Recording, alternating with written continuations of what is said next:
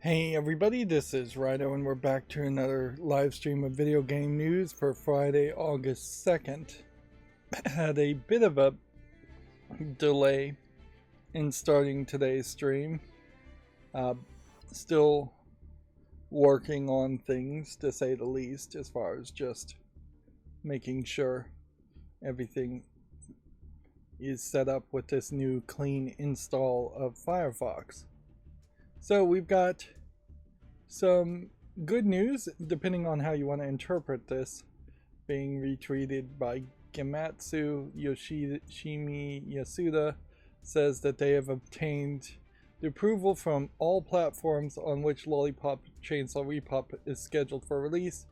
This is very important for us, the original staff, but there were no requests for changes to the game content, which is certainly good, although inherently Lollipop Chainsaw Repop would have already been pretty much approved by the ESRB in its original form.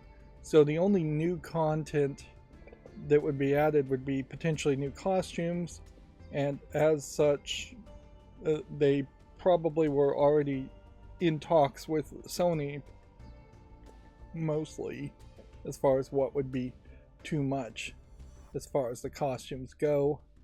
And it would be kind of hard right now for Sony to allow Stellar Blade on their console with minimal censorship, and then complain about Lollipop Chainsaw's outfits. Inherently, this game is going to be rated M for mature anyway, so I don't think there was any real concern there. Or there really shouldn't have been any real concern, but that's always good to know. Of course, we had the exact same situation with Stellar Blade, where Stellar Blade came out right before its release and said there was no censorship, no changes being made, and then changes were made. Or at least it was perceived that changes were made. And changes are always made, so it's almost a dumb thing to say no changes were made, although the way they're phrasing this is that no requests for changes to the game content were made. Of course, that probably is done in unofficial channels if those kinds of requests are going to happen far before they put in official requests. One of the things I'm thinking about here is, as far as ways in which I'm going to stream going forward, is I just don't think I want to cover the big news at the beginning. That is out of order, certainly, compared to a regular news show, where you would have at least the breaking news or the big news teased at the beginning. But it just puts everything out of order, certainly, if I start jumping around talking about stories. Whereas I could just cover all the news, and when something catches my interest, I should just play it then. I'm assuming the audio works. It should now. There is in OBS a second option that appears when you're streaming to Twitch to stream your second audio track or a different audio track of the 6 possible audio tracks for video on demand. But that option totally disappears for streaming on YouTube, because YouTube doesn't have that possibility, although it almost certainly should steal that idea and do something with it. Although inherently video on demands are only saved for a brief amount of time on Twitch until you can get to the path of being an affiliate, which is pretty much impossible. Here we'll scroll down the concurrent 24-hour peak players chart. I'm still working on setting things up here. And I spent a lot of time yesterday changing what was really just one bit of CSS code styling for a web page. And I've installed a new plugin to adjust CSS. So there's a plugin now I have that will adjust JavaScript, and there's a plugin that will adjust CSS on a web page to make it look different. Some amazing things I could do there is certainly force all websites to be in either dark mode or light mode. Get rid of shades of blue like on Steam and SteamDB. But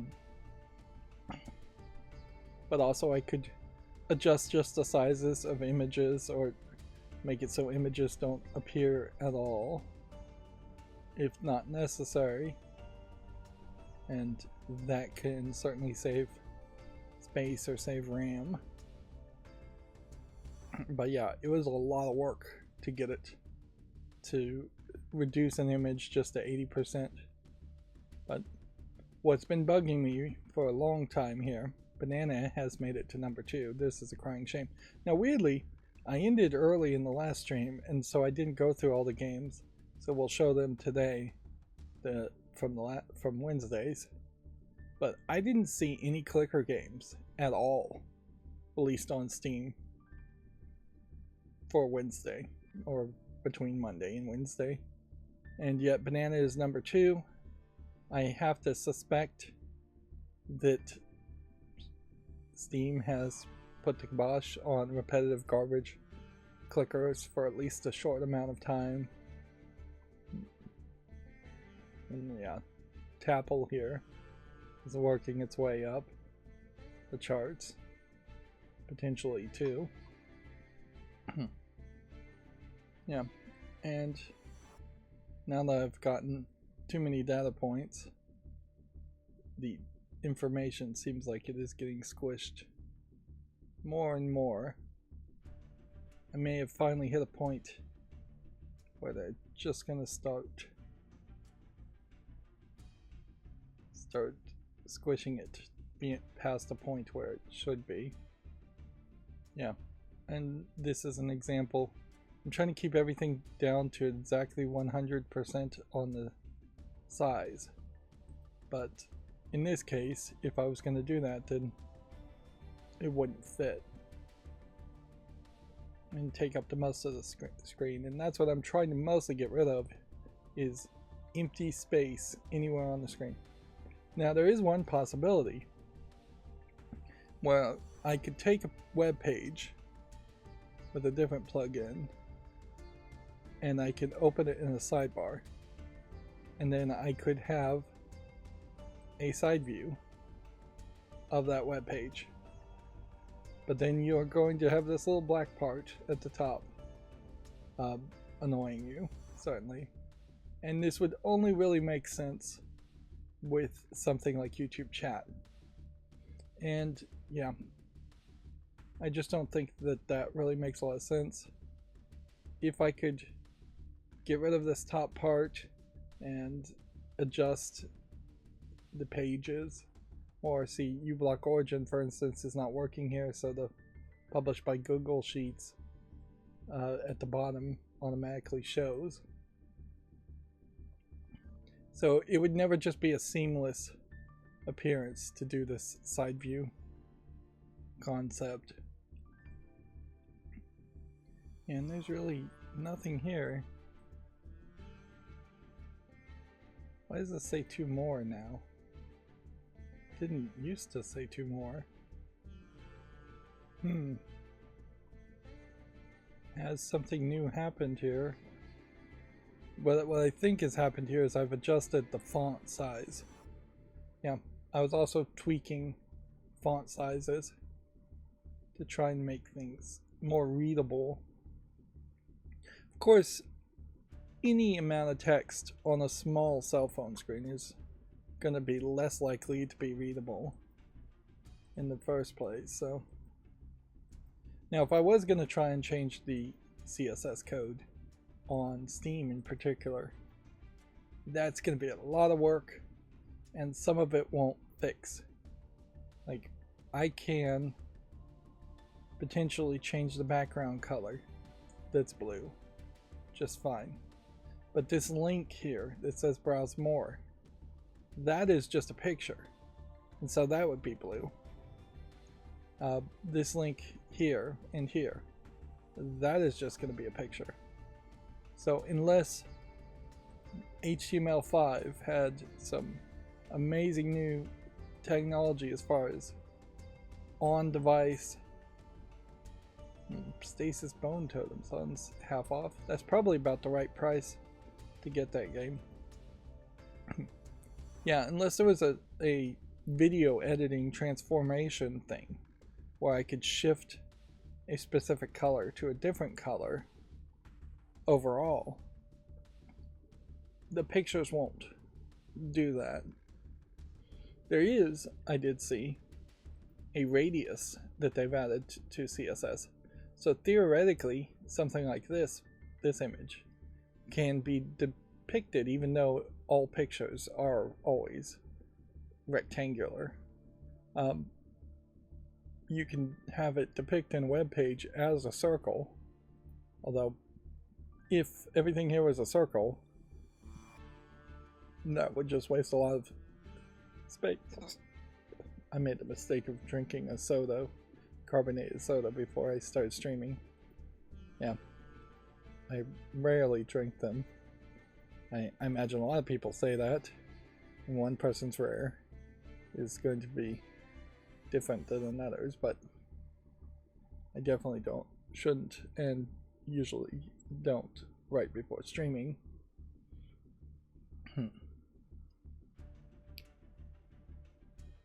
Yeah. And then I had totally forgotten about what I was talking about in the last stream, where the idea of potentially using Steam's front page as data points as far as what are new and trending games.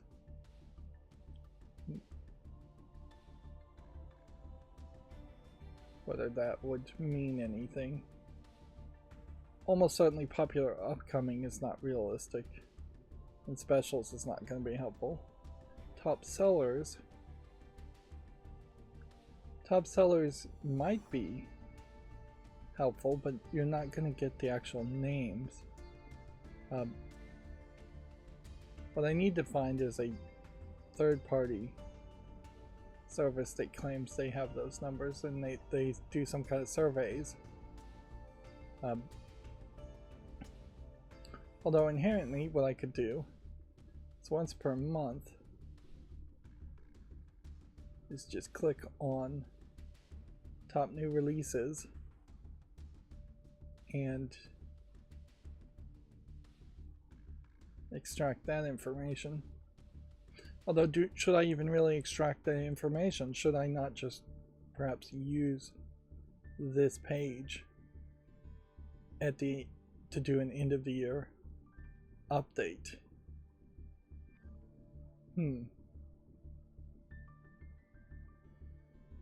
That might be better. June's top 20 would, if there's a top 20 for every month of the year, that's really only 100 and some change as far as the number of games that you would cover, because there would be some overlap of the top 20 in one month over the other. So you can't determine the exact amount. You could multiply 20 by 120 and get the total number of slots, but you wouldn't get the total number of actual games. And see, that kind of does seem very doable. The only thing here would be, let's do a little experimentation here and just make sure that the older pages stay up. So I changed it from top 20 2004 to top 20 2004 3, because the name of it is just top underscore June underscore 2003 now. Yeah. And it stays up. So it stays up at least for 12 months, which is more than enough information. So yeah, that's certainly a new thought. Let me pin that tab and think about that more. As far as the other catch-up section, we kind of have skipped over that. Still playing Islands of Insight. The next enclave I did after Vaulted Heights, which was really difficult and had about 170 logic grids, is I was missing out on like 4 of them that I hadn't found and got stuck in a tree. And when I respawned by clicking the I'm stuck button, which inherently Islands of Insight knows it's a buggy game in that it has an I'm stuck button right in the menu, and I've used it like 4 times where I almost never get stuck in a game, in the physical layout of and world of a game. In fact, I really couldn't tell you the last time it's happened. It was probably somewhere close to 3 or 4 years ago. But yeah, I got stuck, and when you respawn, it respawns you in a more central area, so I moved on to the next area.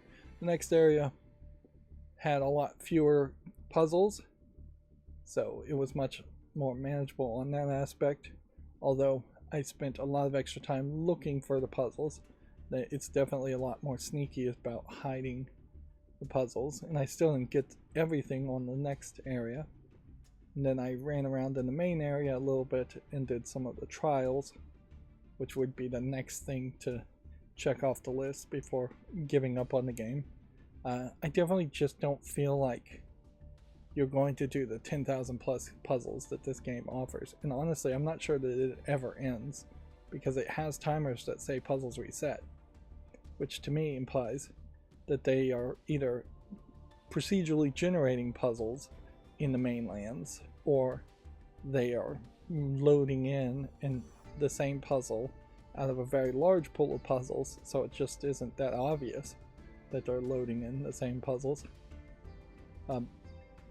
There are far too many puzzles in the game, far too little story of any import, although the lore bits I am getting are making it feel like we're moving towards an actual important conversation to have.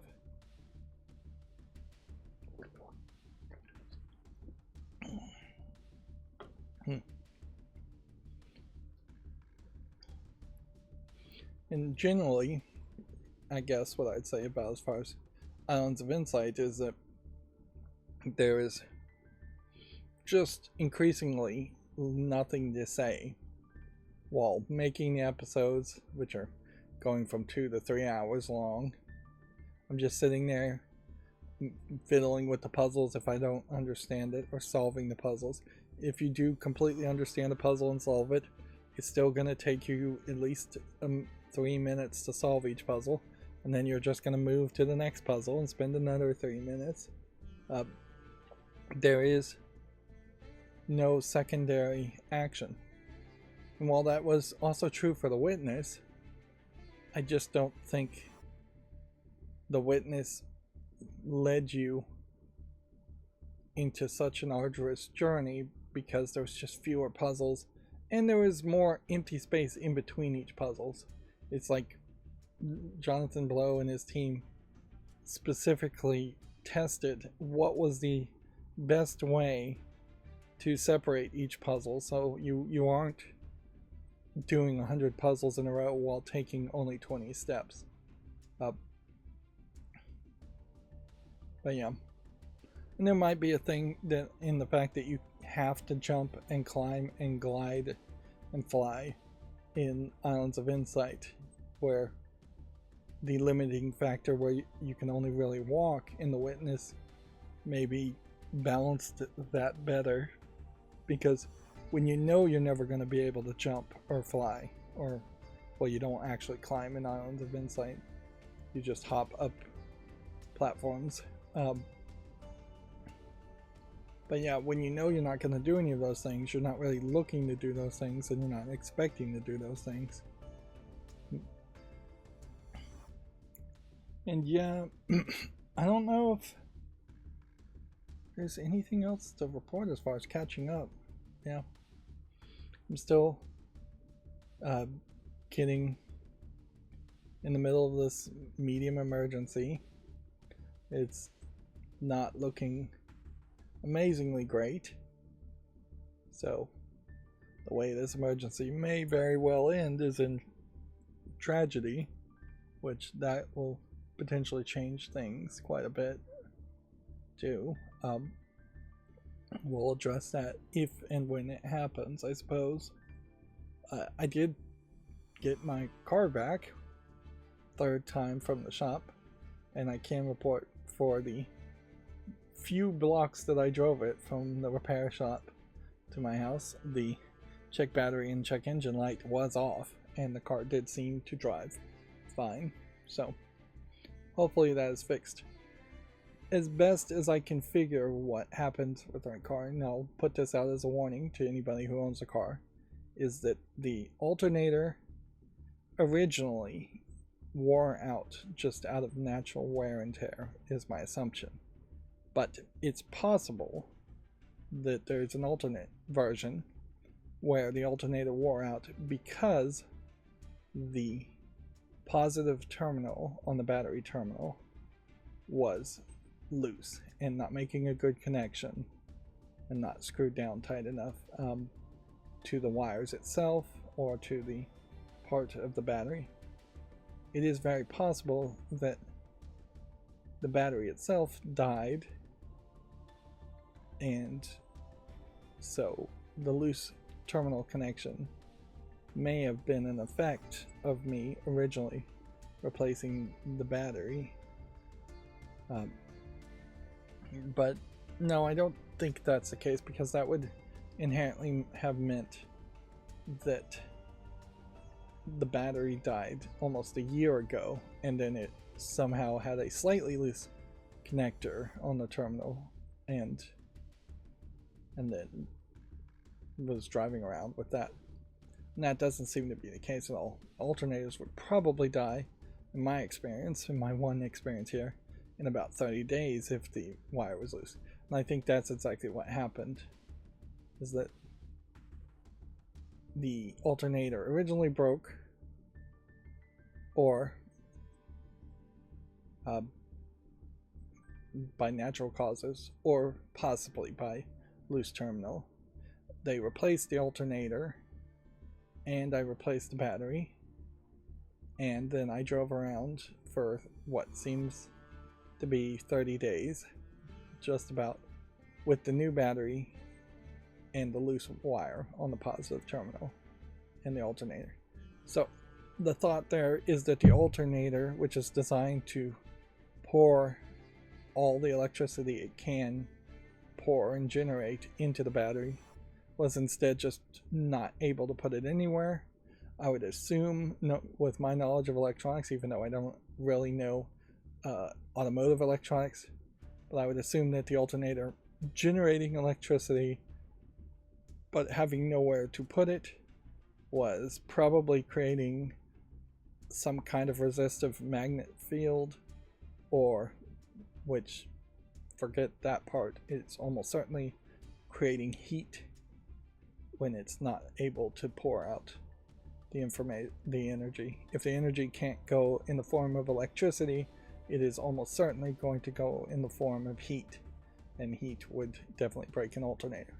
And I did Google it, and they said loose battery terminals do seem to be about the #1 cause for a broken alternator. So the brand new alternator broke, and so now I'm on my second alternator, and hopefully it won't break. But yeah, it was certainly a mess, but it was also under warranty, so I only paid the massive amount of money to fix the alternator the first time, and paid about $12 in Uber rides to and from the auto repair shop, which I've never done Uber before, but honestly it's not a terrible deal for the end user. I'm almost 100% certain it's a terrible deal for the drivers. But yeah, I have nothing really to complain about it for the little I've used it. It is certainly awkward though, getting into some random stranger's car and dealing with a random stranger and their level of driving and their level of safety while driving.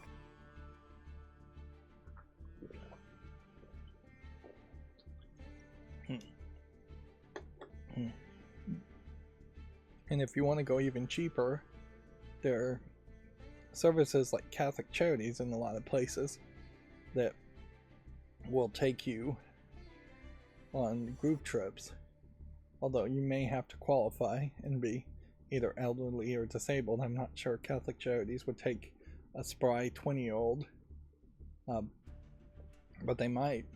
And since that is run as a charity, they charge even less, although you too are still sharing rides with 2 or 3 other people, so Uber rideshare might be even cheaper than that, and the timing almost certainly is better as far as like how much you'd have to wait to be picked up and dropped off via Uber. I bet their software is the best on that.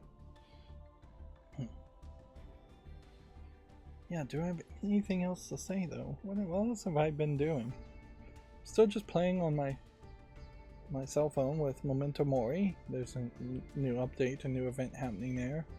The adult game Tinkafuma, new content, new update there. Every month, same old, same old. It's working fine. Still playing the Wall Street Journal Wordle app, which I should really give up on that, but yeah, it's not even like I was watching a lot of TV or something. I did watch, I might as well be playing Yu-Gi-Oh! At this point. I did watch a Chinese movie called, I think it was called Vampire Cleanup Department.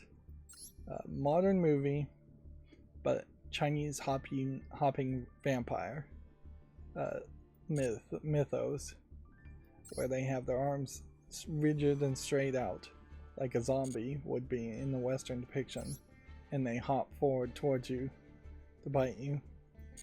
And about halfway through the movie, they kind of find a funny way to put a hopping vampire, a lady that had fallen in love with the main character, on one of those, I want to call them segways, but they're not really segways.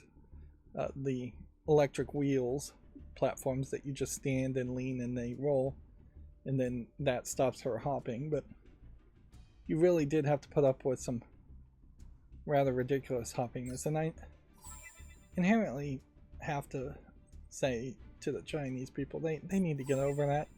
In a large part, that is the Chinese government just enforcing traditional values, traditional depictions for like no good reason other than just a weird adherence to conservatism, just keeping things the same. But it's just laughable, and I can't help but assume that even Chinese people look at the hopping vampire, a brand new hopping vampire movie, and say this is ridiculous. And I imagine the Chinese government wants that to be the case, so people don't actually watch those kinds of movies. Remember, the Chinese government kind of doesn't want their citizens to have any fun at all. They just want them to work forever. But yeah, they need to drop the stiff arms, they need to drop the hopping. There's easy ways that every single myth could fix that. You could say, oh, we just do that as a joke to lure people in thinking that they're safe, and you could have a Dracula like character, just explain it that way. or you could say, oh, that was just fake news completely. And that it never was the case that Chinese vampires, which are fictional anyways, hopped. You could make them incredibly horrific in their hopping if they were usually just like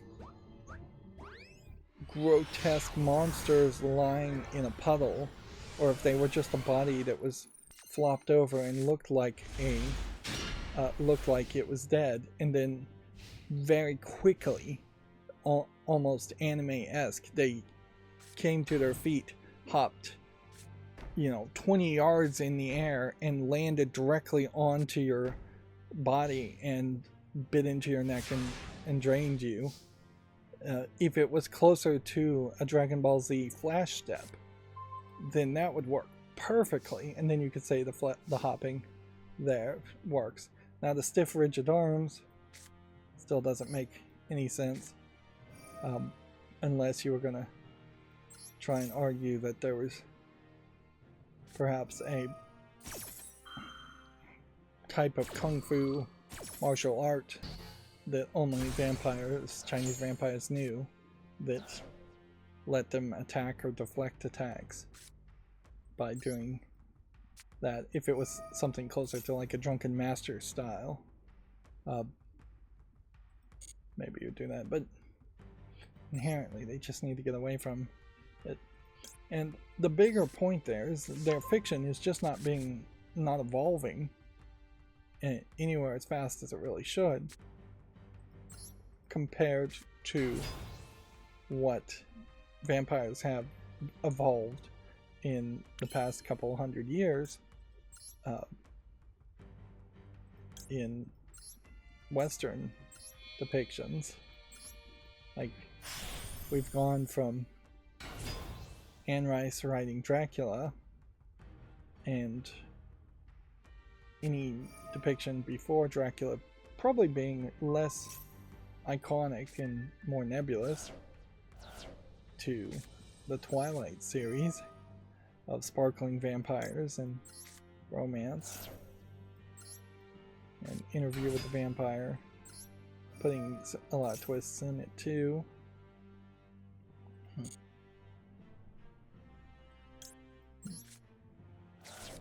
Lad the Impaler being assumedly the inspiration for the vampire myth, at least in the West, being very different. Lady Bathory being a very different story too, and kind of retroactively being labeled as a vampire, a different kind of vampire than bathes in, I assume it was virgin women's, ladies, girls' blood to maintain her own beauty. And that's not even getting to extreme examples like the portrait of Dorian Gray, which is effectively also just a vampire story, just that time with magic and perhaps not so much sucking the life out of another human. But yeah, I'm no expert in Chinese fiction by any means, but to me it definitely seems like hopping vampires have stayed exactly to the same tradition. Compare that to things like yokai in Japan, where there is always some anime with yokai expanding on it.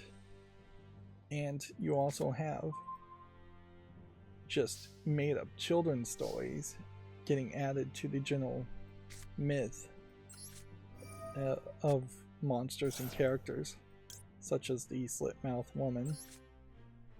That's a very recent horror story that has split apart. Give it a few decades and stories whole cloth made up from the likes of like Junji Ito will become more nebulous type creatures and characters.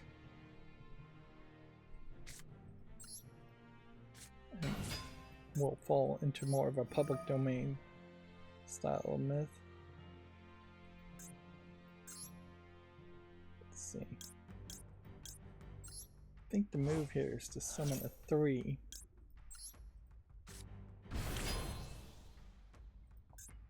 That way you can summon this instead.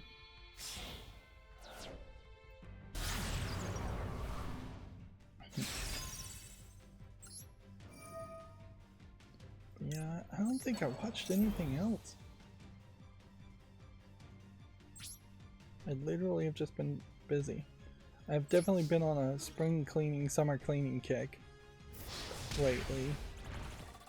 Trying to get more organized, trying to get more clean. Which, that's been very helpful. And certainly with the new SwitchBot S10, that's been fairly helpful. I will say the SwitchBot S10, had I paid the asking price of $1,200, would have been a pretty big disappointment. Getting it down to about half off of that at $670 was definitely the right price point, because there's just a lot of software issues as far as connectivity. The most recent thing it did is it tried to run a schedule that apparently it has Phantom in its mind, because it was running one schedule and then it said it couldn't do another schedule. And that's either one of two things. It's that there was a phantom schedule in its memory, or it was trying to clean rooms with the doors closed, and it's just reporting incorrectly that it can't start a schedule because it's doing a different schedule, when it should report, I can't clean this room because the door is closed. Which is supposed to just generally ignore rooms if the doors are closed and it can't get in there. And whenever it does error out, you have to update the Wi-Fi credentials to get the error to go away, as far as I can tell. But the actual device is doing the job it's supposed to do. It's just a matter of the software. I also changed the setting on my robot vac so that it would bang into the walls and go into the corners more. By default, it's set up to avoid the corners and not bang into the walls as much, but kind of would prefer it to bang into the walls and instead, at least at the moment. I also modified it by putting some Velcro circle stickers on it to then put one half of a Swiffer duster right over where the roller mop door panel is, which happens to be right on the side past the wall sensor. So it is very highly likely, and I'm fairly certain it is, running that Swiffer duster against the baseboards in the wall. Inherently, a zero trim, flush, no baseboard build for a modern house is the move to go if you're going to have a robot vacuum. Otherwise, you're going to have to every now and then dust the baseboards.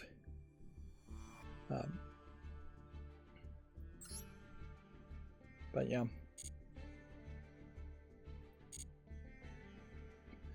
most people can't do that and won't do that, so the Swiffer trick, I think, is a pretty good trick. And honestly, there should just be a higher up brush. But that is my inherent problem with auto robots in general, is that they really are doing only the bottom maybe 50th of a room as far as cleaning, when I would like it to have a long pole on it that is probably adjustable to the height of your lowest doorways, where it would just blow air out of its vacuum in every direction to try and dust things. It'd be nice if I had a camera to see what it's looking at and blowing, but just blowing air in general might be helpful. Maybe sucking air and filtering it wouldn't be a terrible thought too. But yeah, you want the entire house dusted when you're vacuuming, and that's just not getting touched upon. So inherently any robot vacuum is something that just is saving you the energy of doing one thing while you still need to run around a house and dust. And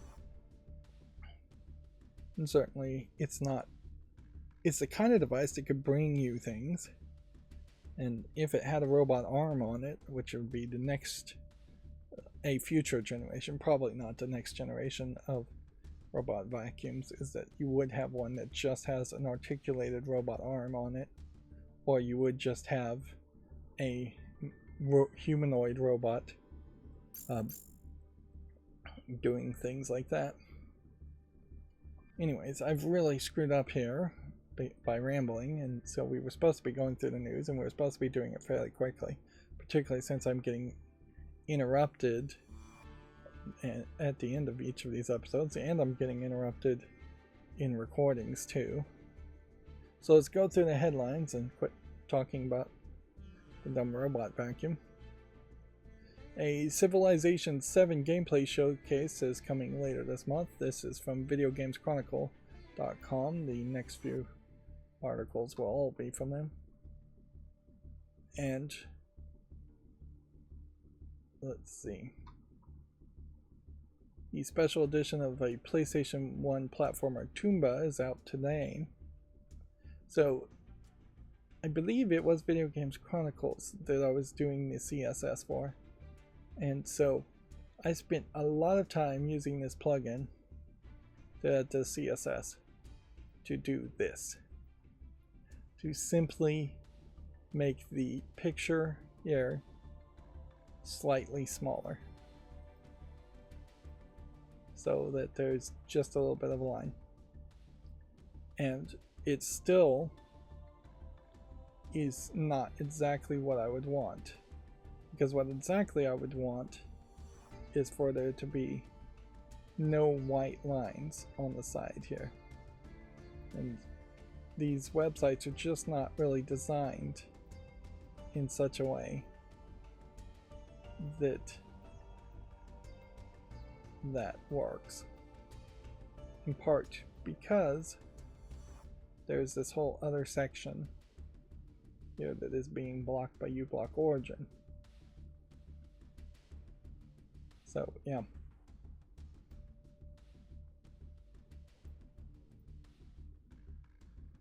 nothing quite lines up exactly like I would want it to. And so there's still a lot of work that would need to be played with. But yeah, since I'm probably not going to do YouTube chat on this, there is definitely a thought of just keep on messing with these websites. And then there is a question certainly as far as light and dark mode, particularly when you're reading text. I would argue we probably should be in light mode. And then, yeah, I tried to make the font bigger, and I can certainly read this text, but I don't know if I changed all the font settings, because this font setting obviously is different than this font setting. Yeah, I could make the font smaller and try and squeeze in this one title, but then the next title will be bigger. Web pages are dynamic, very dynamic in the way they depict things, but they are also just not really designed for the landscape mode. nowadays. They're definitely more designed for a portrait mode on a cell phone. One of the considerations, I didn't see a plugin that would do this, would be to break entire pages into 2 columns, which that too would be weird. I could also certainly put something over here in OBS, chat or otherwise, but I am just going to try and stretch out the whole container. One of the problems with that, though, may be that you can't actually stretch a page past its own canvas. Maybe you can, maybe you can't. And I have several different modifiers here that might be changing how things work. Xbox announces Gamescom 2024 plans, including over 50 playable games. The theater presentations for Avowed, Indiana Jones, Starfield DLC will also take place. Now, here is an example where I need to work on it more. Need to make the font smaller, or I probably need to make the font smaller.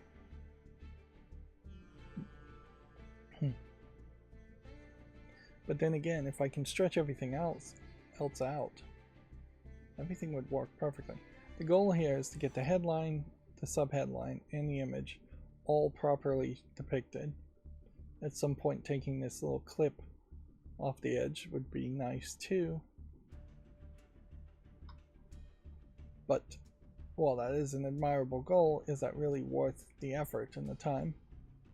There isn't really a lot of news today. Dragon Age the Veilguard release date to be announced next month, so inherently this is an announcement for an announcement. Bungie has announced a massive amount of layoffs.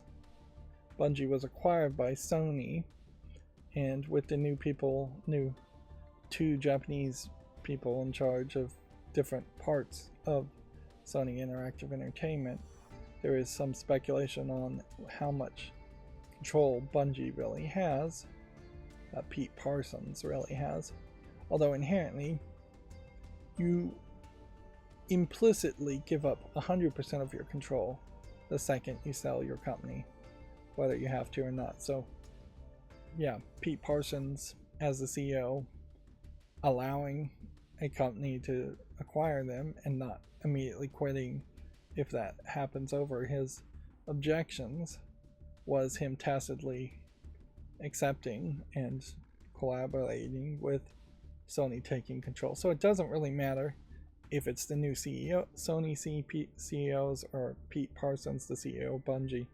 All management should really just be treated the same, because you never know who's really pulling the strings there, and they don't legally have to really report it, and they wouldn't report it even if they legally had to. So just treat all management as the enemy, like a union would, and you'll do much better. There is also, I think, Jeff Grubb putting out some poorly investigated rumors that a Destiny 3 had been canceled, but then the 220 staff, 17% of the studio, Destiny, but yeah, Destiny 3 has never really been in the works, according to Jason Schreier, and there was a side game, I think, called Deadlock, but that too was canceled a while ago. And overall, if you'd asked me before this announcement what I think is happening at Bungie, I would say they're probably just milking Destiny 2, and maybe if they're lucky they're working on a new game, but they haven't teased or announced any new game at all. And I don't think a Destiny 3 alone is going to solve the problems with Bungie. the fact that they are owned by Sony still leaves the possibility that they would be handed a project to make the next Uncharted game, or make the next Last of Us game, or something like that. But yeah, I would assume that they're just trying to make live service games. And I certainly, as a gamer, kind of want to see Destiny fail. Like the game Destiny series as a live service game, as a game that seems to be way more popular than I feel like it should be, considering it's just a live service game and seems to have very little impact on the gaming community otherwise, or very little that it's adding to the gaming community otherwise.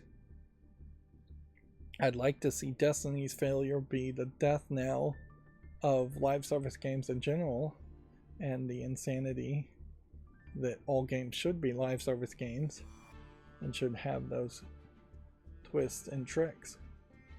I do imagine that Destiny 1 and Destiny 2, if you re-release them as single player experiences where it's just the best of the best content, you might have a decent 120 hours between two games worth of gameplay there. But I wouldn't be surprised if you don't even have that much. If they were to try to make a single player game, which they won't. So yeah, this article's definitely coming off like everybody at well, Griffin Bennett in particular saying Pete is a joke. So there seems to be some real hate for Pete that they are being able to quote mine here. One of the major reasons why this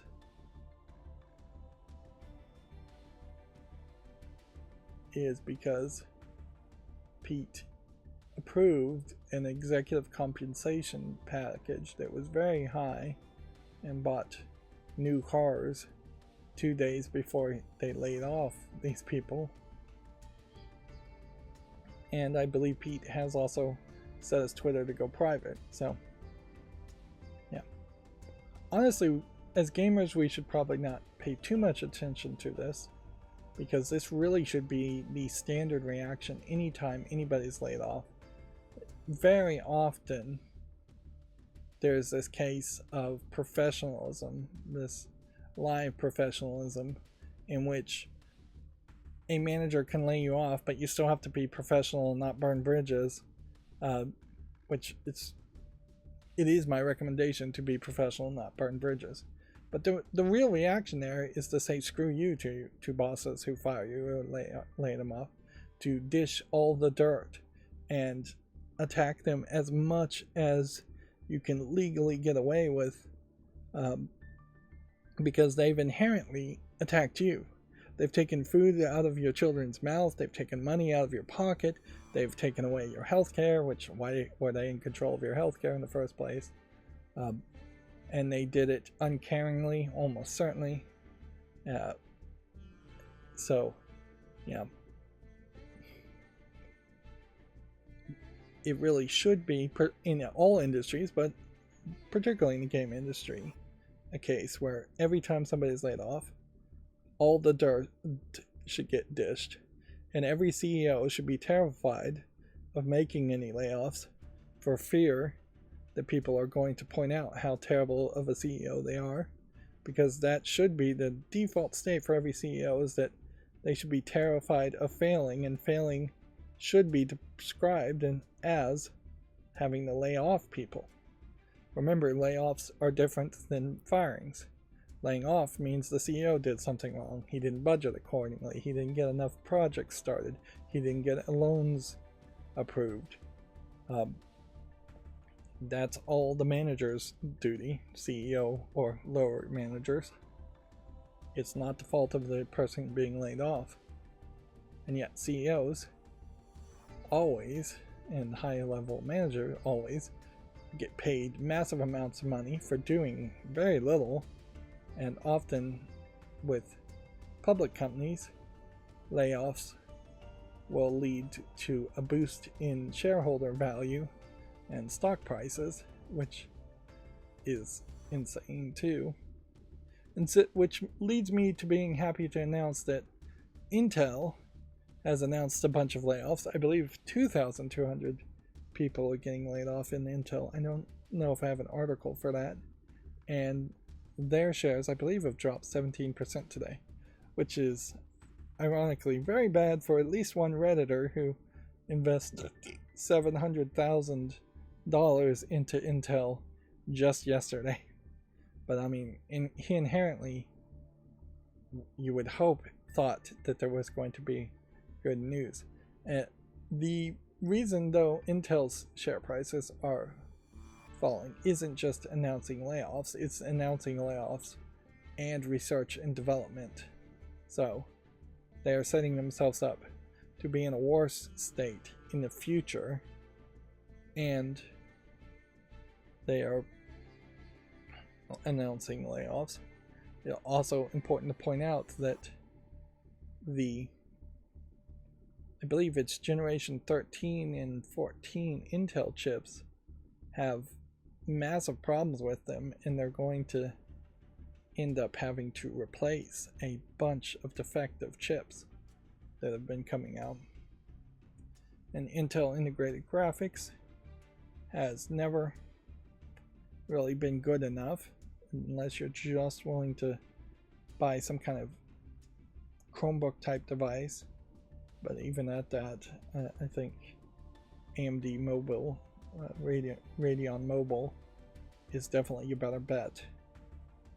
And Intel CPUs in general have been performing, at least in benchmark tests, very poorly for several generations compared to the Ryzen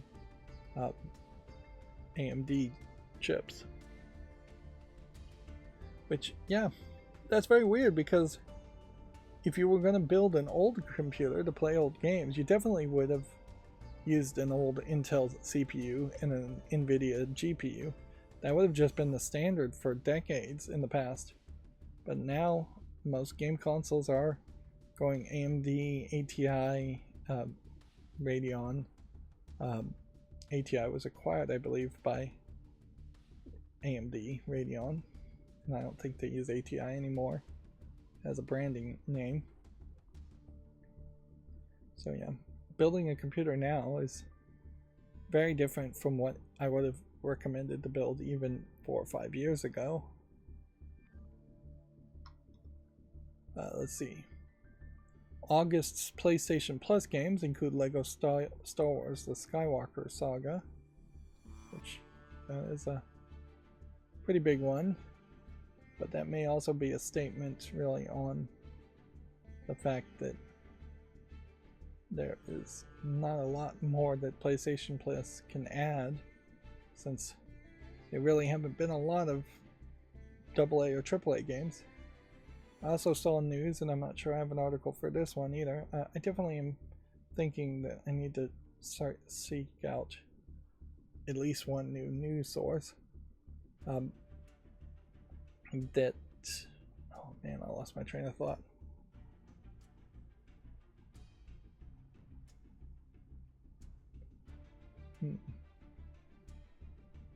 Oh, that Activision still is kind of in charge of making decisions for Bungie as a subsidiary, even though both are now owned by Microsoft, where if I was going to acquire a company, I would start to separate those companies out completely. I would have at least done that with ZeniMax and Bethesda at this point.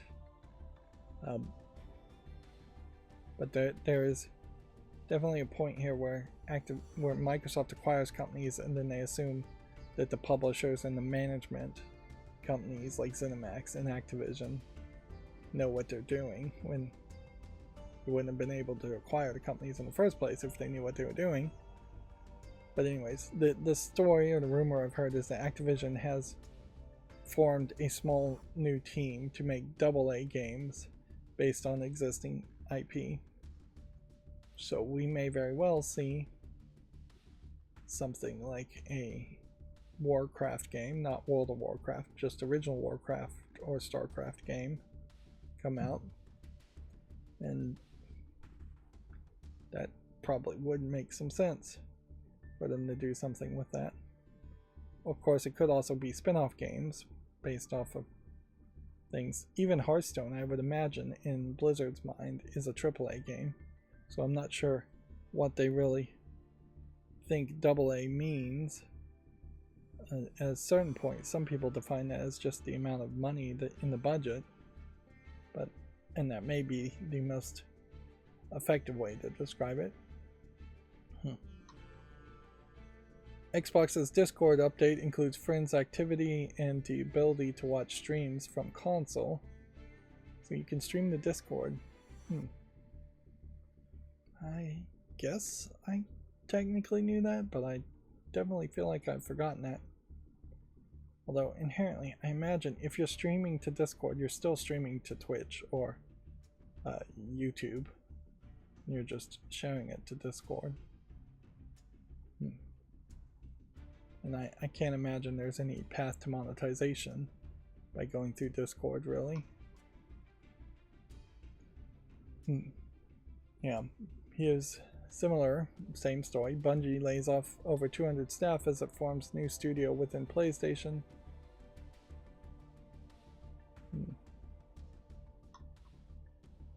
Microsoft has announced yet another special skin, plastic style case for its controllers. WWE 2K's 24th Pat McAfee Show Pack DLC arrives today, adding 5 new characters. That's old. And then Suda51 and Shinji Mikami want to make a complete edition of Killer 7 followed by a sequel. Still not really sure what they mean by complete edition.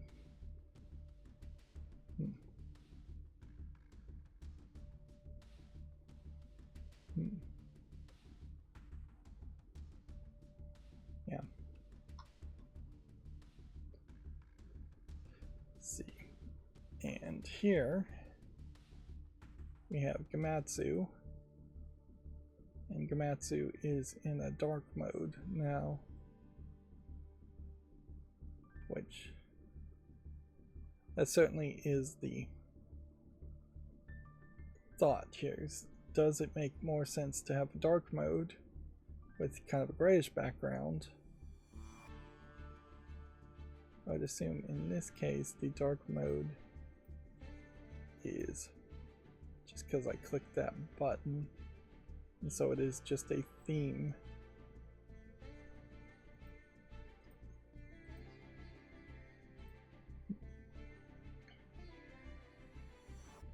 But yeah, in this I probably need to center the text. This is 100%, and that's where I want to start, is with the zoom at 100%. I don't want to get so close to the edges that there's no margin. So 120% is about right. So Gamatsu says, see, Self-Loss launches September 12th on Steam. My macro is somewhat working still. See, this is too small, too big.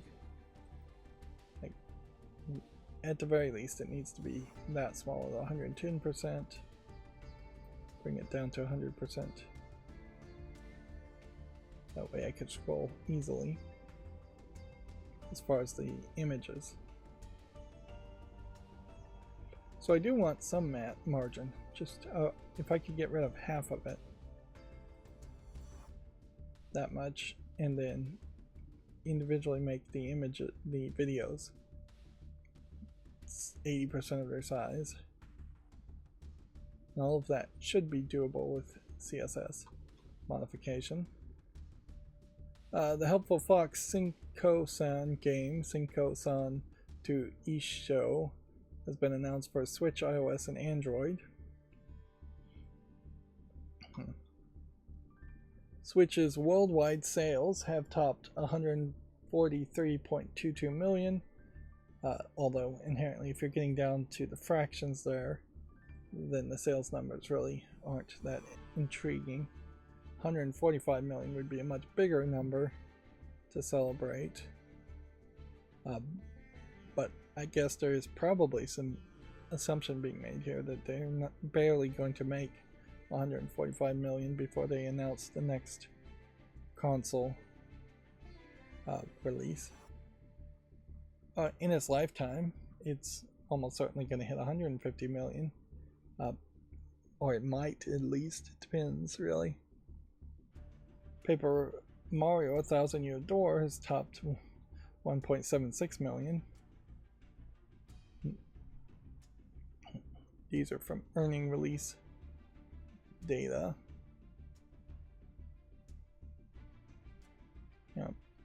Almost half of every purchase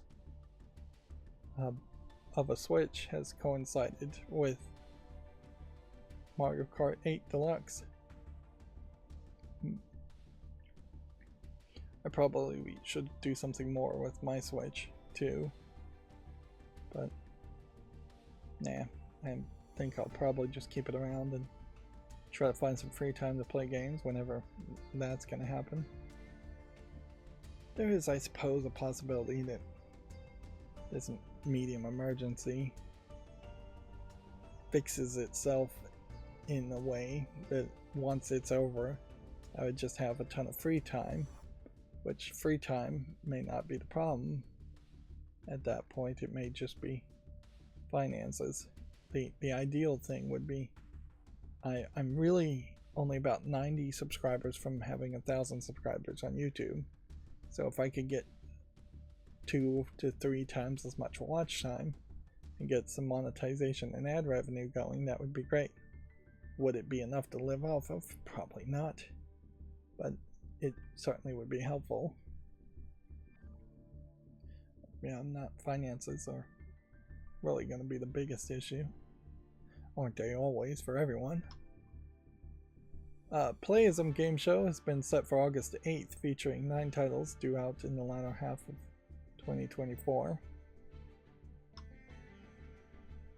And then Card and Sell is a game that Matsu apparently talked about. Noticeably, I think I don't have my duplicate tab plugin enabled or using it. Maybe I don't need it anyways. I wouldn't be surprised if that alone uses a lot of RAM. Let's see, I'll try and scroll back up. That's something more I need to program into the macro too, is to have it click on something or scroll back up to the top. I don't even know if it can scroll back to the top without clicking on something. But yeah. The Card and Sell story trailer and latest details have been released, and it looks to me like it's a highly colorful anime card game of some sort. But the card applications may very well control characters in more of a grid, so it definitely feels like that's a different experience. It feels a lot more like Mega Man Battle Network than, say, Yu-Gi-Oh! Or any of the other card games.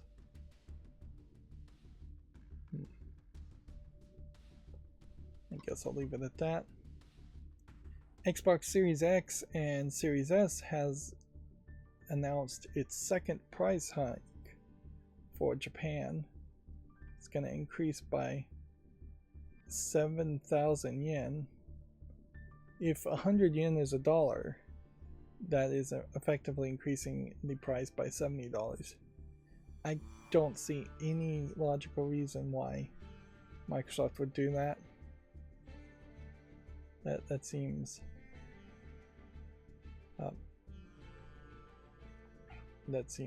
really expensive and dumb, considering how little the Xbox Series S and X are selling for, and how few units are selling. But yeah. Of course, this announcement was made before the Asian stock markets opened today, and the Asian stock markets are down quite a bit. So the entire economics of Japan and the Nikkei stock exchange and some of the other Asian stock markets may cause some weirdness on that too. They may, because yeah, that they may see just fewer sales anyways.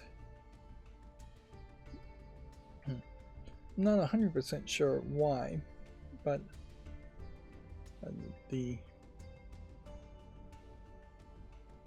yeah, I did see that. I didn't read the whole article, I guess. And in general, I guess if the Asian economies go down, that probably will hurt some game development, some funding for new games being developed, from some advertisement for publishing of new games. But I'm not sure how much it would really help, or I mean, it would really hurt the game industry. It may very well just hurt all economics in Asian countries, and that alone may cause problems. Probably would impact Japanese and Asian game developers pretty heavily, because if the native Japanese people aren't buying Japanese games, then the Japanese game developers and publishers aren't going to bother to make games for the rest of the world unless they get desperate enough to start thinking of themselves more as a global company that sells to global audience, which definitely has not been the case as far as Asian game companies and Japanese game companies in particular. Chinese game companies actually a little bit better at that. But yeah, I don't see why the Xbox in particular is raising its price. That's insane. Game Boy Advance Nintendo Switch Online adds Pokemon Mystery Dungeon Red Rescue Team on August 9th. I think it probably is a mistake to use screenshots here that are showing Game Boy Advances and Game Boy Advance cases when it's actually being relisted on an online storefront. Spectre Divide must be a new game.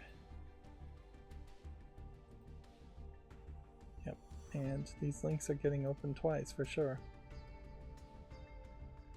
A competitive tactical first-person shooter called Spectre Divide has been announced for PC. Could be something, could easily be nothing.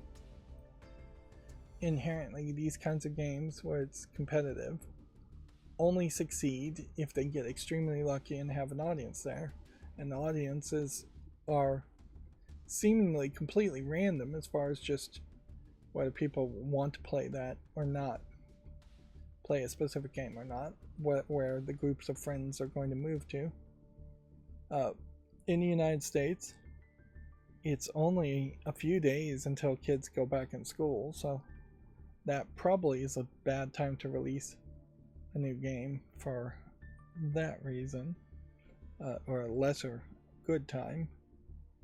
I also saw that Android has announced a new school mode feature where parents can lock out kids' cell phones in a school time mode that just locks the phone to a home screen with considerably fewer apps and things you can interact with, or can't interact with anything at all, which is a decent thought, certainly.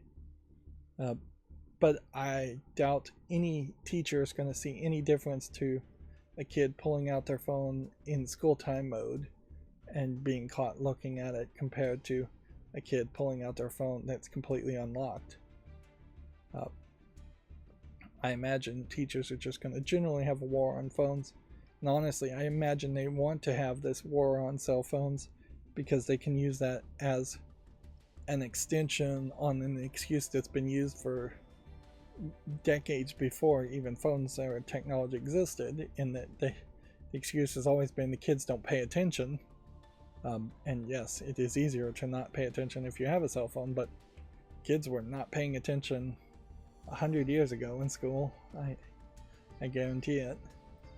And mostly that is just an excuse of teachers not doing a good job teaching, or teachers being held to impossible standards to actually teach all kids, when there are just going to be some kids that are uninterested in what is being taught at that 1 second. The retention and education goal should probably be something closer to 60% of everything that's being said is important and needs to be learned. And you definitely see that in later years in schooling when they say this is going to be on the test, with the implication is when they don't say this is going to be on the test, it doesn't matter at that point. Sid Meier's Civilization 7 is set for August 20th, according to Komatsu. Yeah. Some of my plugins are not set up right also, so it definitely feels like there's some things that need to be moved around. And this Fellowship game is a multiplayer online dungeon adventure game announced for PC. A few months ago I did bemoan the fact that we don't get the old school fantasy art covers anymore for screenshots or box art for video games. Now I was thinking more along the lines of something like Elder Scrolls 1 or Heroes of Might and Magic's box art, which is a tabletop game, where you have a barbarian in just a loincloth with rippling muscles, and you have sorceresses with giant boobs and bikinis. But I guess in the modern PC time, art like this is probably about as good as you're going to get. The exploitative art style in fantasy art that is slightly erotic, slightly lewd, is harder to sell on, certainly these days. Although you look at Stellar Blade and it can be done, you're just going to have to admit to yourself that's what you're going to do. And this is a great example of how you don't do that if you want to keep your characters' costumes appropriate and still make sense. Let's see, Romancing Saga 2, Revenge of the Seven is, let's see, what, they've got some more details here.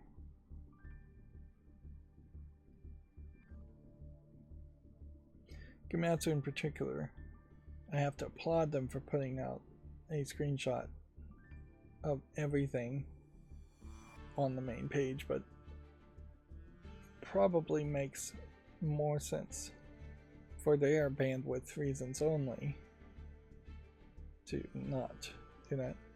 Here you have a loincloth lizard man in this Japanese game, and is a shirtless lizard guy, although they are covering up the nipples.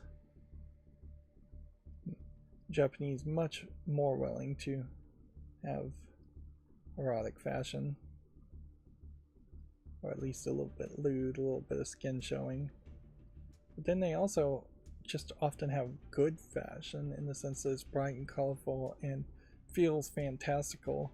It is the high fashion you might expect at a fashion show that is not really what somebody, your average person, would wear in the real world, but an exaggeration on that, which is how high fashion in the real world works, is you have these big, ridiculous, exaggerated outfits that show off concepts and ideas, and then it gets boiled down into something much more marketable and simple, that ends up on the clothes racks at stores.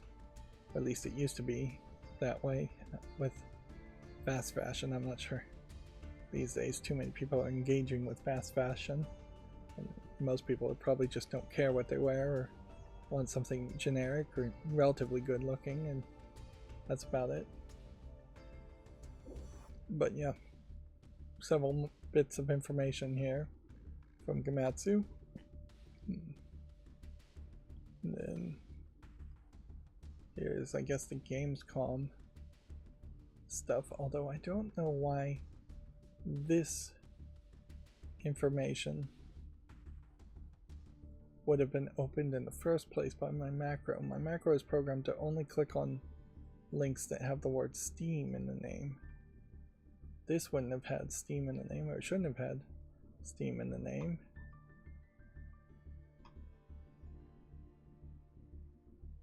Announced got clicked on. Yeah, there's something weird about that. It is supposed to be looking for the word Steam. The letters to spell Steam don't even show up in the word announced.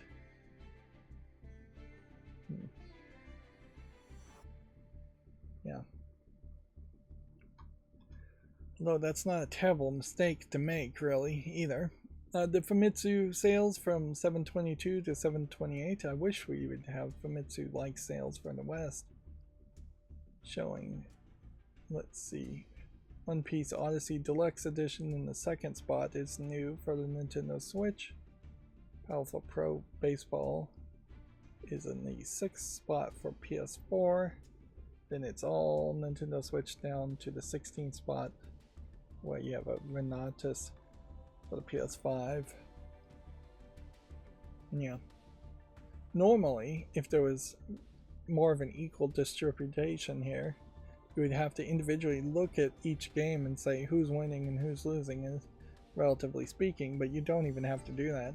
Clearly, Nintendo Switch is knocking the ball out of the park as far as the baseball analogy goes.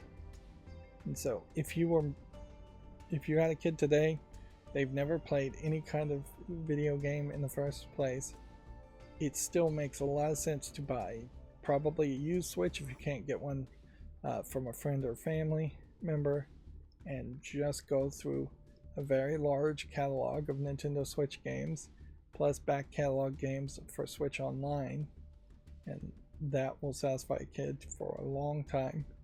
Eventually they might want to start playing with their friends as they get older, probably on the PlayStation. Ideally, the Steam Deck would become successful enough that they would move directly to the Steam Deck. Ideally, the Steam Deck would improve SteamOS to have Wayland support and Waydroid built in, so it would also run Android apps. It's probably never going to play iPhones.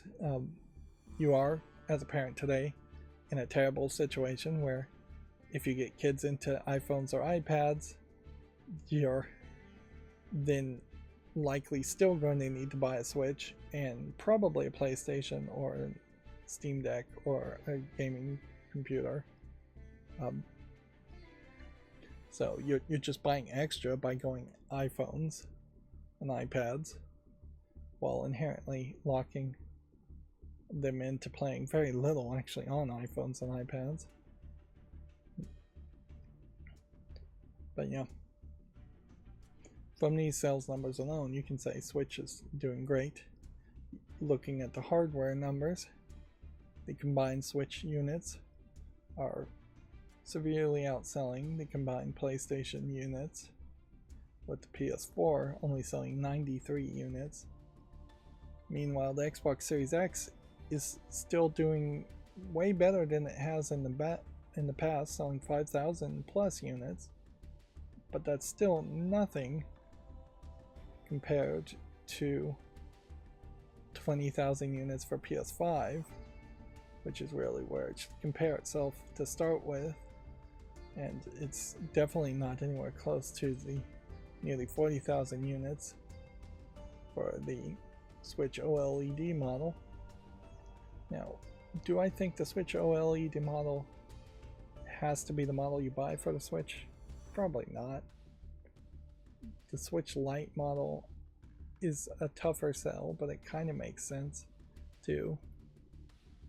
The Switch Lite makes a lot of sense if it's the second Switch per household you're gonna buy, but you probably get an original Switch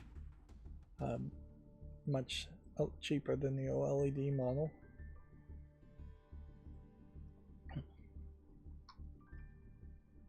A shoot-'em-up remake called X-Out Resurfaced has been announced for the PS5, Xbox Series, Switch, and PC.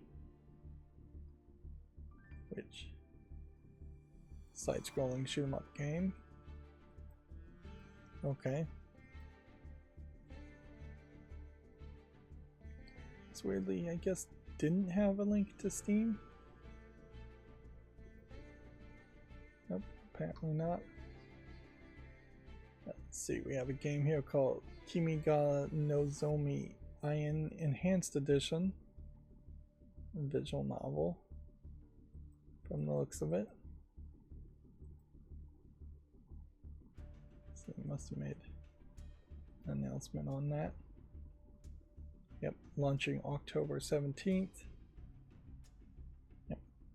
There was a time there in, I say almost all anime styles that I remember in the 90s, but I would say in the later 90s there was a time when the anime style was super into drawing rather long-limbed anime girls characters. Because look at the length here compared to even the giant heads. There's roughly 3 head lengths between the knee and the heel of the foot. And there's roughly 2 head lengths between the elbow and the tips of the fingers. And yeah, it's not a terrible style, in my opinion. It definitely helps move away from more of the kawaii and moe art styles that became more popular after this. If anything, maybe the kawaii and moe art styles were in a direct reaction to these art styles. But yeah, in the kawaii and moe art styles, the limbs tend to be short and stubbier. Probably a little bit easier to animate too, since there's just less to draw. We already talked about C-Floss launching September 12th, and we already talked about that. And that, why are we going through all of the articles a second time?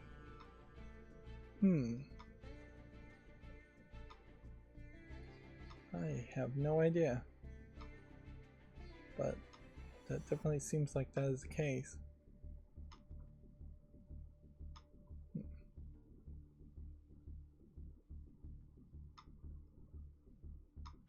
Not just a second time, going through it to a third time.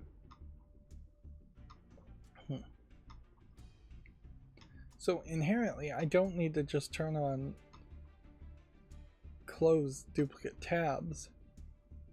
I need to figure out why the macro there went through the same information 3 different times.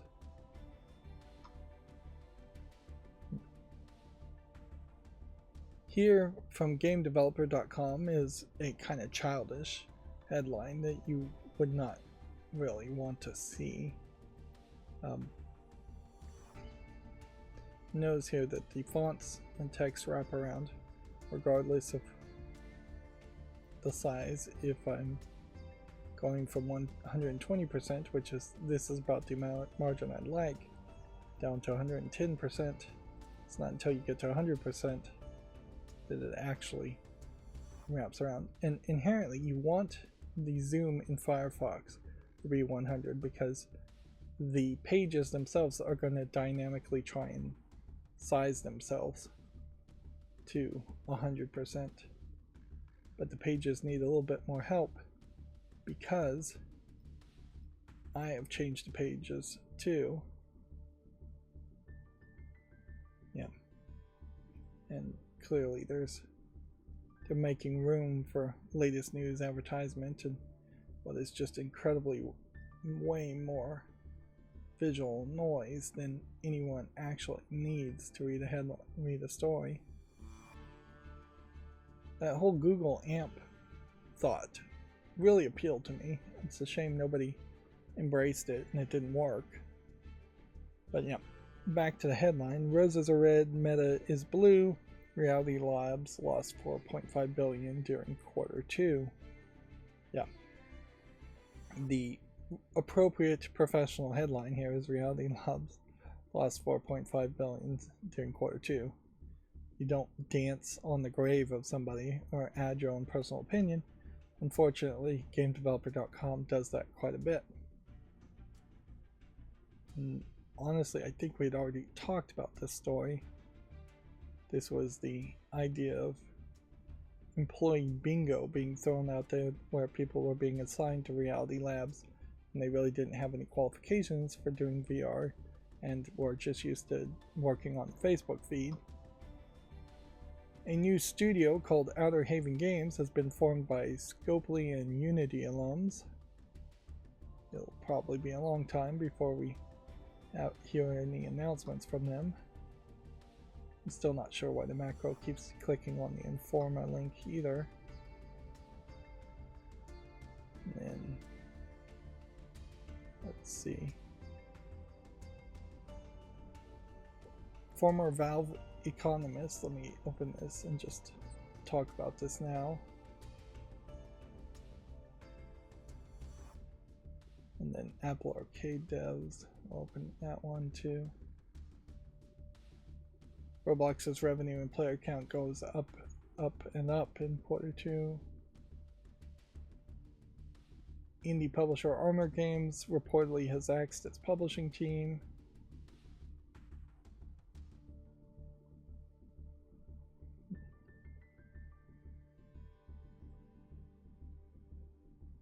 Let's see if there's anything else here worth talking about. So yeah, a former Valve economist, which I would assume is an economist that worked for Valve at some time, probably as a contractor, thinks that Apple and Google and other platforms should pay a cloud tax. Inherently, this would break net neutrality.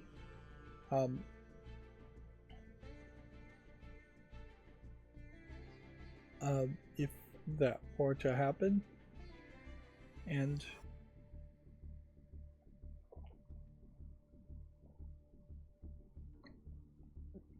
trying to tax the internet brings a real weird situation here in that what do people really even want tax money that would have been collected from the internet to go to?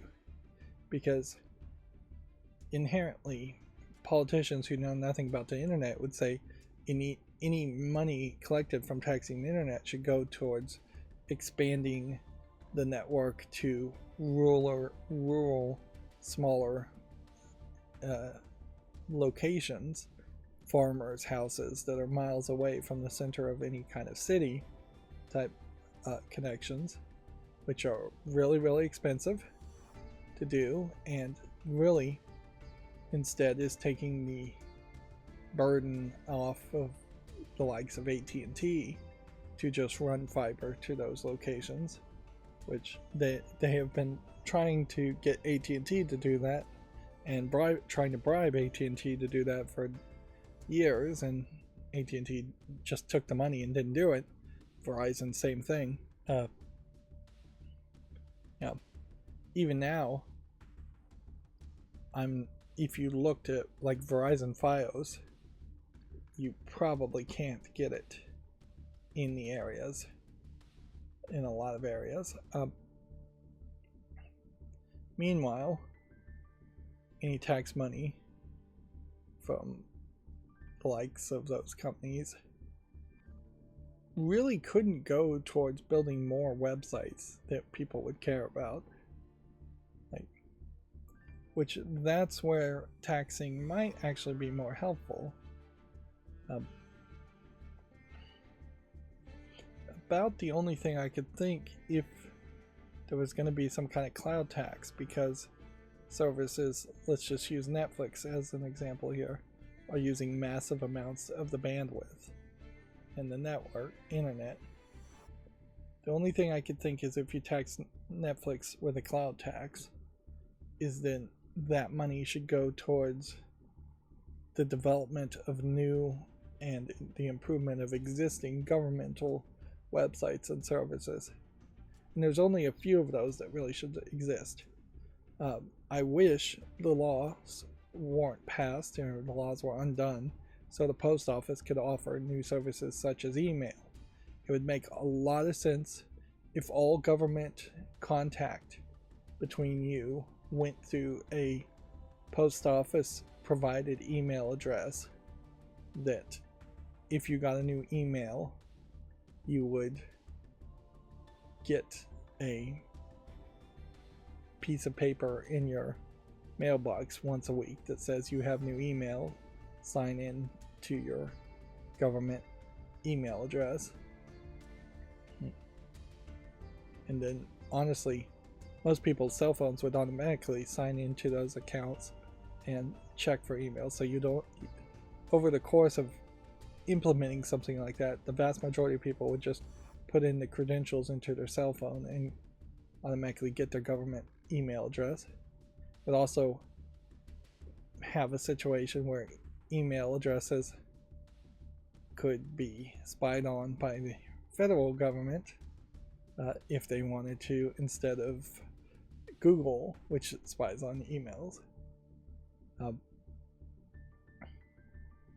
Yeah, that would make a lot of sense to have an email there. It would make a lot of sense for IRS to have better websites. It'd make a lot of sense for most local governments to have better websites, more standard websites that would be towards paying for like water and gas services and things like that.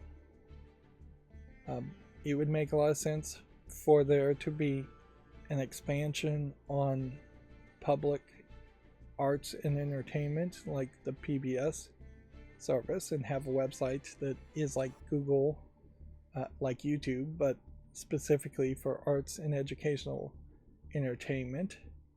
It would make a lot of sense to expand libraries to have better websites.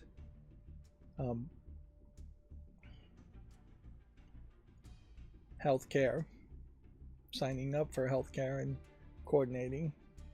The vast majority of internet or online services, though, would probably be back-end services that a cloud tax could pay for, such as expanding Medicaid and Medicare.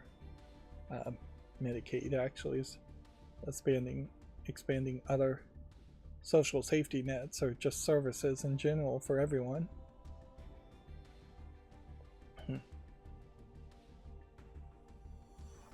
But yeah, I'm really just reacting here to the cloud tax phrase. And inherently, I can't think that a former Valve economist is somebody that you really need to listen to. I don't think Valve's success on Steam comes down to great economic decisions as much as it comes down to getting extremely lucky, being the first storefront online for video games, and just allowing for a lot of marketplace Counter-Strike 2 skin stuff to be had and a bunch of Steam Direct garbage to be listed.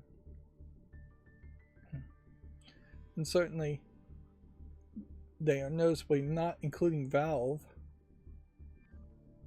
under this list when Valve's and Steam's update of games is taking a significant chunk of the bandwidth that everybody uses away also. Apple Arcade devs call the company out of touch and cite Vision Pro and payment issues as specific problems. But yeah, I definitely could see Apple Arcade being out of touch And definitely, again, if you're getting your kids into a Apple TV or iPad or iPhone to play Apple Arcade games, they're playing basically a very small subset of mobile games, none of which are going to be particularly good. Keyword subsidiary Lively Games is hit with a small layoffs and studio restructuring. Small being relative, one is too many in most people's mind. Humble Games' recent restructuring is hurting devs and their games. This is an older article I think we've already talked about. And then A44 Games Flintlocks, The Siege of Dawn, has netted over 500,000 players. So that's a pretty big number. And that's going to have me just looking at all the new games on Steam. And we'll see which ones here are actually worth looking at. I almost want to say yes to this, but when you have nun outfits and schoolgirl outfits, it does not strike me as a game that actually is going to be anything. One of the things is that had the tag of nudity, and I need to improve my macro to see if the tag of nudity is included to just close those tabs to begin with. Same is true, I think, for tower defense. We can do a little bit of generic curation. There are two different reasons there. One, for tower defense, it's just I'm never going to really put on the follow list or make a YouTube short around a tower defense game. Yeah, the odds are just so low. It's approaching zero. Whereas the nudity tag is the case that there are just a few there are just going to be a few people that put nudity in the screenshots or inappropriate YouTube content, non-family friendly YouTube content in the screenshots in a game that is not hidden behind the adult section on Steam, which I'm already, because of YouTube rules, being forced to censor myself and not show the adult games that are coming out, so I might as well expand that a little bit and give myself a little bit more protection.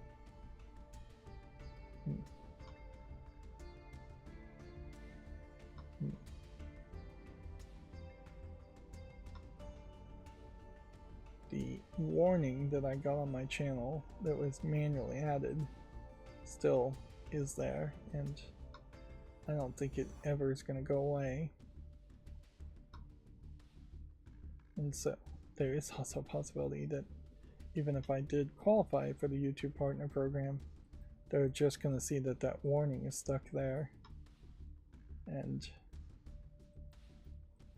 leave it and never approve. Of course, there is also a possibility that even if I didn't have the warning on my channel, the YouTube Partner Program would just say your content's not worthy of being monetized.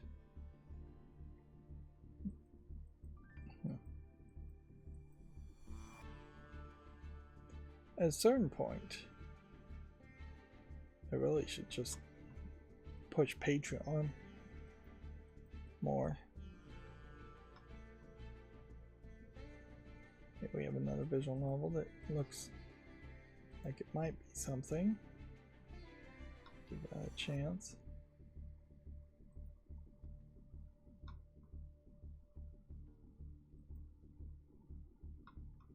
They released several of them at once, apparently. Now, here's a quiz game that doesn't look terrible.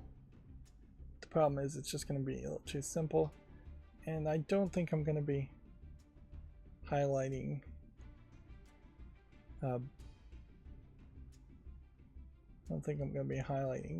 educational games anyways. This definitely feels like this is some VR looking at a Chinese lady pose, Chinese fake porn type game. Although in this case, since it's not tagged with nudity, I still would have seen this. There's an inconsistency here. There's also an inconsistency in the fact that it seems like there's double tabs being opened.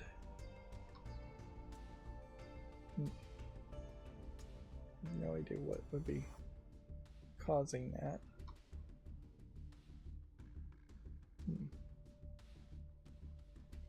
Do I want to give this a chance? No, it's not quite good enough. Does this support English? That's another thing. I could close every tab for every non-English speaking game. And if I was really going to curate, I could potentially close every tab for every visual novel, since it's pretty obvious most people don't play or care about visual novels. That being said, at least on a surface level, I appreciate looking at the screenshots of visual novels and having that different art style. But I definitely am not seeing a trend. I believe Epic Mickey 2 may have ended on my channel. Which, yeah, I'm not getting around the scheduling things.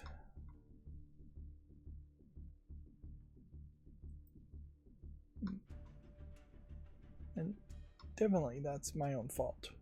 I chose yesterday a Tomb Explorer VR. I almost thought this said Tomb Raider. Yeah. I definitely chose to mess with CSS then instead of scheduling things. I totally should be scheduling things. I'm still struggling to keep up a constant amount of pressure when I'm not recording to have, here's yet another game, and the mature tag in this case would be one. Just go ahead and close that.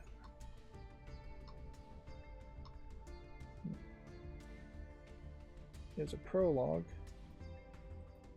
We're still not really covering prologues.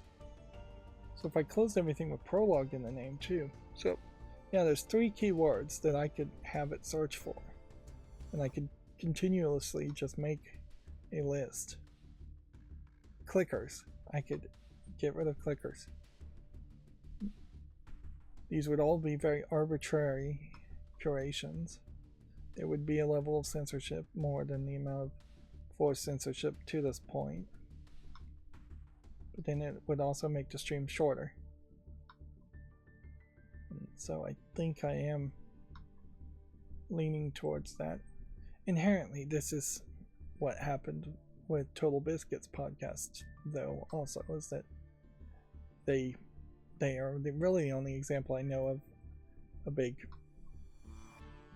YouTube podcast. Total Biscuit has passed away since this, but they would go through a significant amount of games that come out on Steam, and then eventually they got tired of that and they went down to a curated feed, and eventually they got tired of that.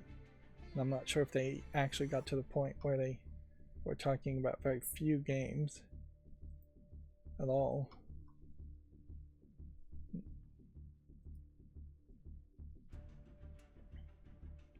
But I think I can agree to some arbitrary rules here. And that would speed up this whole process, and I do need it to speed up. If it leads to me making even one more episode per week, which arguably it might lead to me making one more episode or 3 more episodes per week, would be worth it. If it gives me more free time, it's probably worth it, but it is. Like most people, I have an abundance of free time. It is just optimizing it. But that is also looking from the perspective that you could possibly work 12 hours straight every day for 5 or 6 days a week, 7 days a week. In reality, humans, particularly someone trying to be creative like me, needs massive amounts of free time. At least 50% of your time needs to be free thinking about things.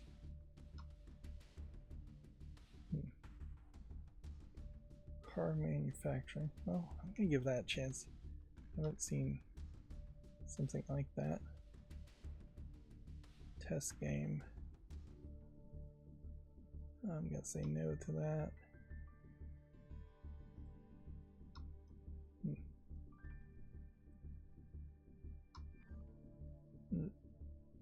When you screenshots flip around and it looks like it's going a little fast to me, I know my brain is not working as fast as it should be.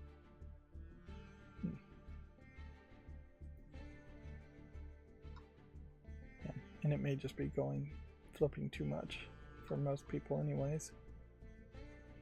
I really wish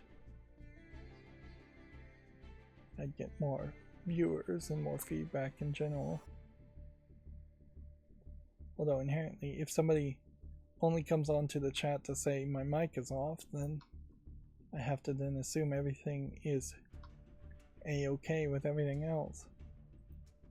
Or at least someone's not passionate enough to say anything else.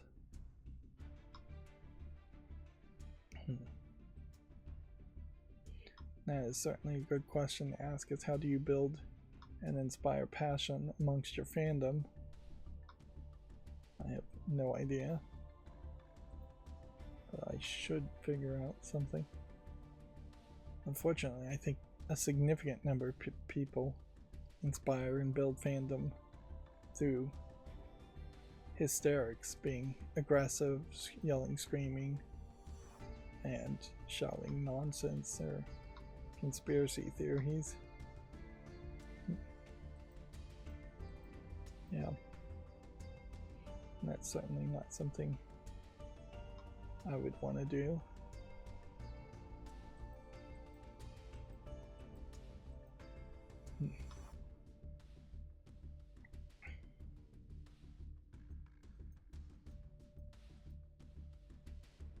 Yeah, I'm gonna say no to that one. No to that one.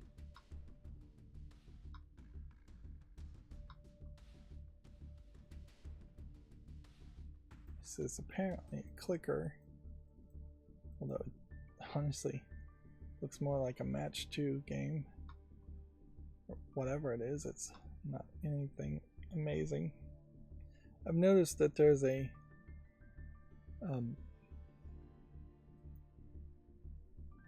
gym management simulator in the same style, parodying the supermarket simulator.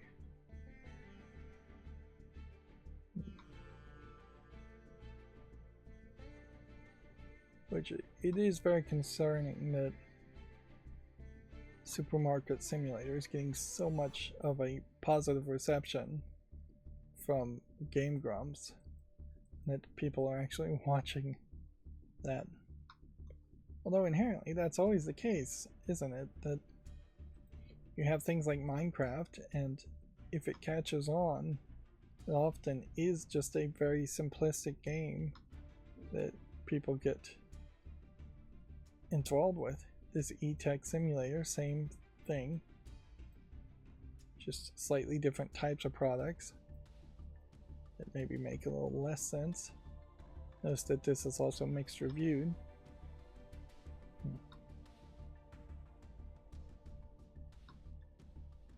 It might very well be a case that the simpler games just feel way more approachable. This is just about frying rice.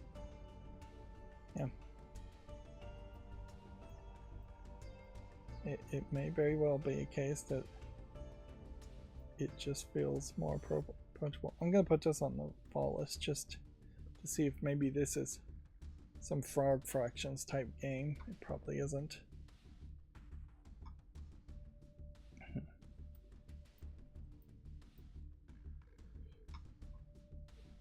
I would have to say I don't know who those people are.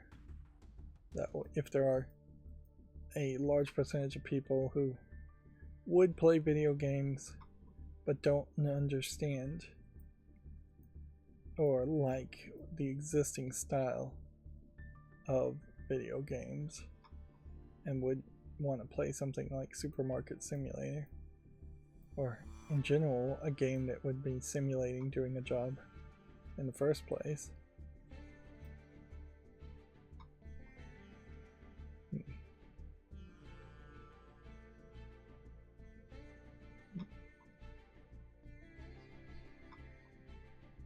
Yeah, we've got a lot of games we're going through today. I imagine we may be close to being done. Then you have graphics like this, and it's just questionable why is that even allowed on Steam. The good news is that very rarely do we see games like that.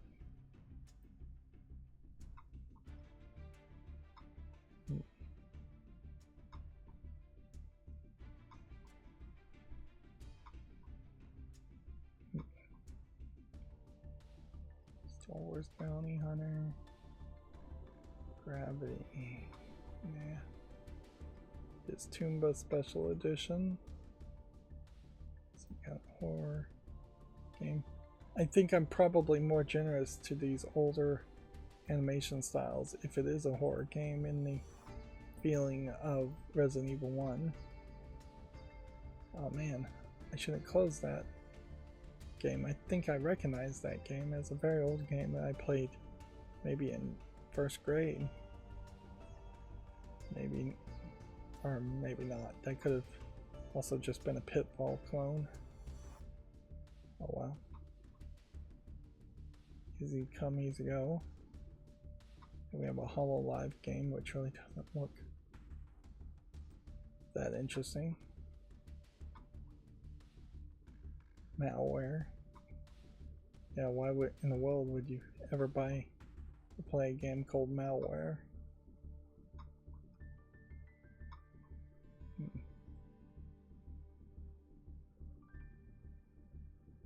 This is just a hidden object game, right?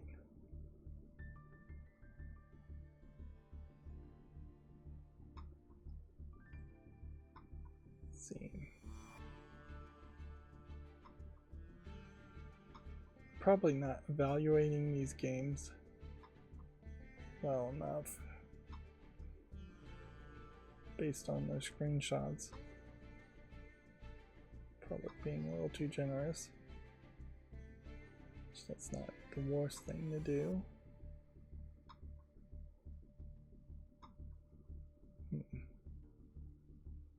But yeah, you have something called the Gravedigger here. Most of the screenshots don't even look good. Pinball game.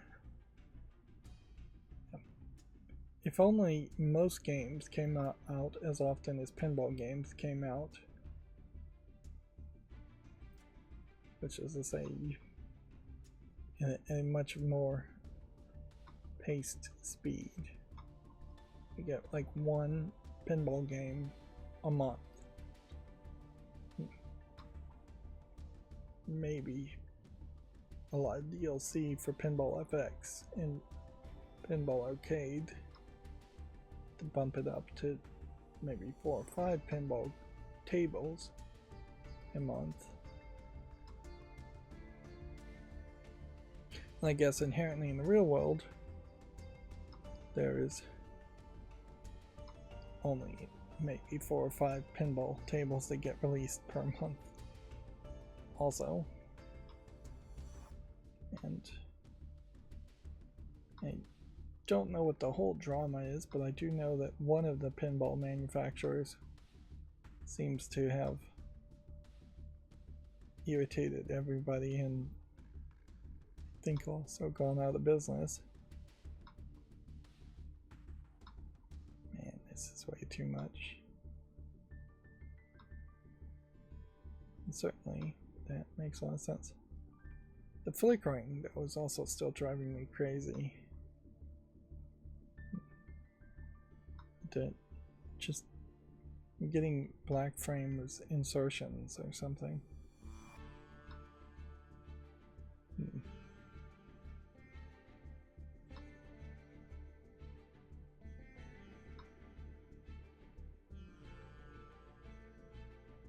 Yeah, honestly, I don't think it is black frame insertions. I think it is that the JavaScript is just moving too fast.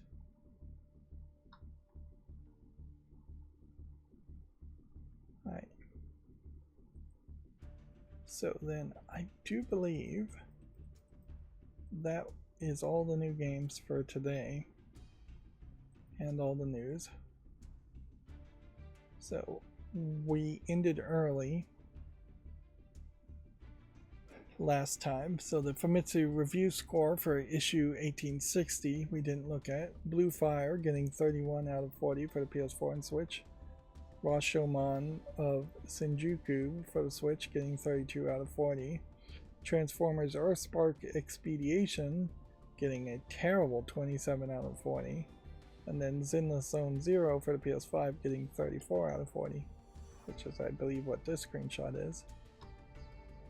And then several of the NIS Nippon Ichi Software PlayStation era games are now available on PC and on Steam. I don't believe any of them, though, are translated to English. So if you were to buy them, you would probably have to muddle through them. And yeah, PlayStation 1 era NES games are more than likely going to have to heavily rely on some level of nostalgia that foreigners and Westerners are not going to have. Then, let's see, I was going to keep this one, but now I'm going to take it off. Here you have a Japanese koi fish scooping mini game.